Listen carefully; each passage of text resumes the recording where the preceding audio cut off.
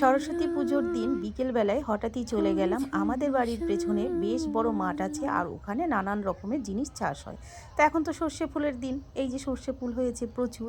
তাই আমি আর মাসি মিলে চলে গেলাম, আর আমাদের সঙ্গে গেল যে আমাদের ছুটকো ছুটকো বেবিগুলো আছে তারা তো আমার সঙ্গে গিয়ে অলরেডি ছবিও তুলতে আরম্ভ করলো, এবং আমিও যেখানে যাচ্ছি তারাও আমার সঙ্গে যাচ্ছে।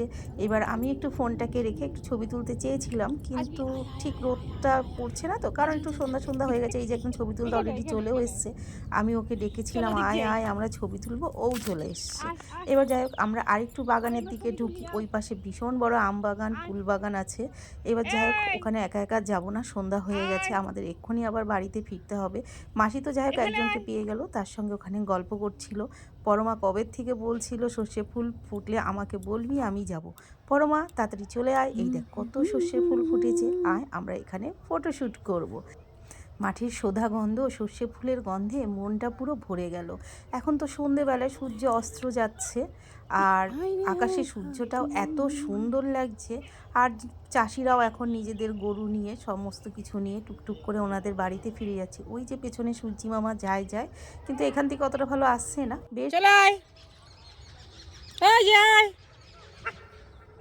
ডাক, কাকে ডেকেছিস ভালো করে ডেকে নে বাবা।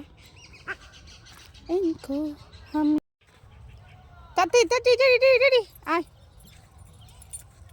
আছো আছো আছো, দৌড়ে আছো, সব কটা চলে এসছে। আয় আয় আয় আয়, এই ছোট ছোট পুচকেটা আসছে। কি হলো? ওই হয়ে গেল ঘোড়া। কি হলো? আমরা মাঠে এসছি, এনারাও সবাই চলে এসছে।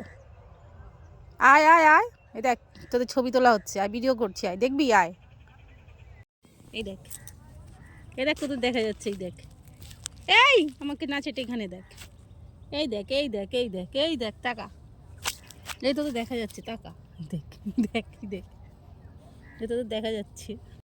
এই যে আধার নেমে আসছে, সূর্যি মামা এখন চলে যাচ্ছে, আগামী দিন আবার আসবে বলে নতুন একটা দিন নিয়ে আসবে, সবার জীবনে আনন্দ নিয়ে আসবে।